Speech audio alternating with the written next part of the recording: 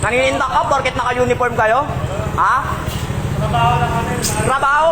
Piece of order ang ano nyo, di ba? Piece of order. Oh. May ginawa ba yung violation dito? Wala.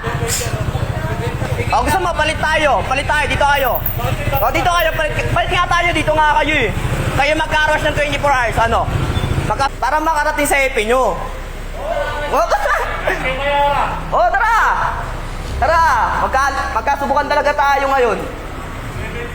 Ako tatakutin nyo rito. Magkasubukan na tayo ngayon.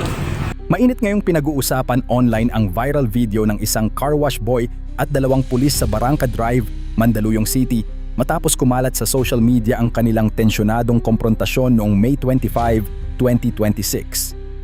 Sa viral video, makikitang sinisita ng dalawang pulis ang isang lalaking car wash boy na umano'y nakahubad habang nagve-vape sa kanilang pwesto sa tabi ng kalsada.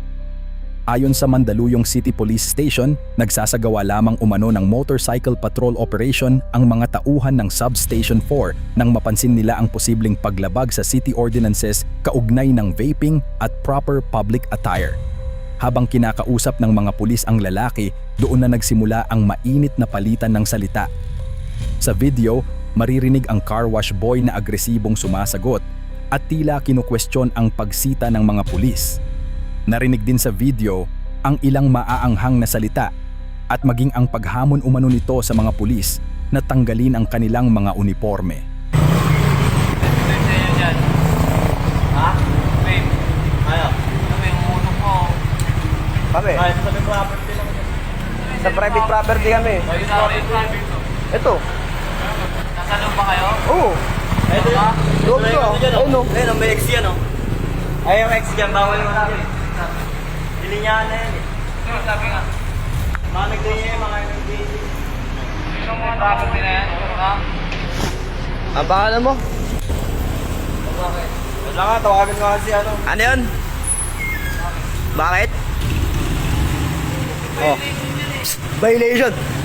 Ito, pag nasa mandatory tayo, pag ayan, nandyan, ibig sabihin, public. Sa ano, Domingo? Pag nandirito, private. O, di ba? Okay. Para magkaalamanan tayo. Di tayo. Pasok kayo para magkaalamanan tayo. O ano? Di ba? Para makarating sa EP nyo. O, tara! O, tara!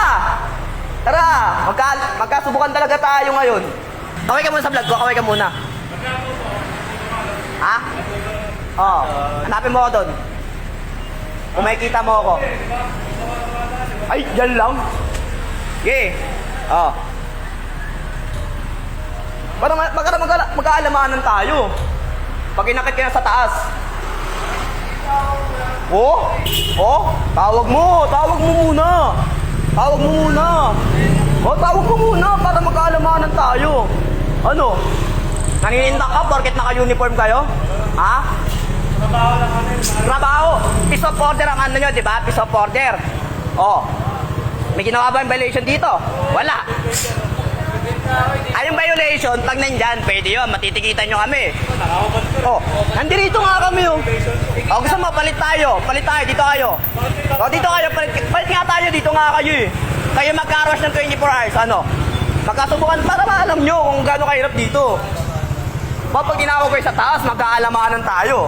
Paparating mo to kay Mayor talaga. City Ordinance? Ha? City of Ordinance? Pag nandyan, pwede, di ba? Pag nandyan, pwede. Wala yun.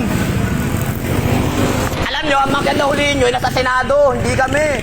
O, bakit? O, ano kinalaman, o? Ano, no? Ano, ako 9-6? Sino kaya 9-6 sa ating dalawa? Alam ko yung mga 10 codes nyo, tanga. Ano? O, ano? Baba mo. Magkukunin nyo yung uniform nyo para malaman natin. Ano? O, ano? Diba takot ka, tanga. Takot ka. O, bumaba ka rito. Barin mo yung uniforme mo. Barin mo, bobo ka, tanga. Matapang ka, may baril ka. Putok mo. Kingin na mo. Magkasubukan na tayo ngayon. Tatakutin nyo ako rito.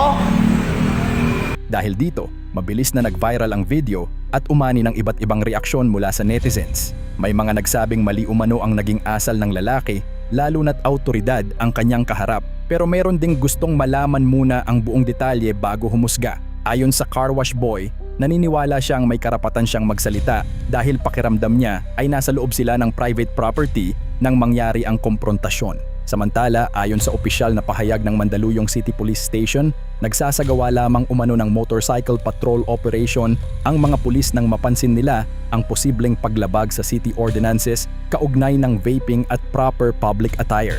Kahit umano gumamit ng masasakit na salita ang lalaki, sinabi ng pulisya na nanatiling mahinahon at propesyonal ang mga operatiba. Wala rin umanong naganap na pisikal na komprontasyon at kalaunan ay dinala ang usapin sa barangay hall para sa tamang dokumentasyon. Nagpahayag din ng suporta sa mga pulis sina Polcom Commissioner Attorney Ralph Calinisan. Ayon sa kanya, mahalagang igalang ang mga law enforcers na nagseserbisyo para sa kaayusan at seguridad ng komunidad. Lumabas din umano sa beripikasyon ng pulisya na ang individual na sangkot ay nakararanas ng emosyonal at personal na problema, kaya minabuti ng mga pulis na pairalin ang maximum tolerance habang ipinapatupad ang batas. Sa social media, marami ang nagpahayag ng suporta sa kapulisan habang ang iba naman ay nagpapaalala na mahalaga ring pakinggan ang panig ng ordinaryong mamamayan. Sa huli, maraming netizens ang nagsasabing mahalaga pa rin ang respeto, disiplina at maayos na pakikipag-usap mula man sa autoridad o sibilyan upang maiwasan ang gulo at hindi pagkakaunawaan.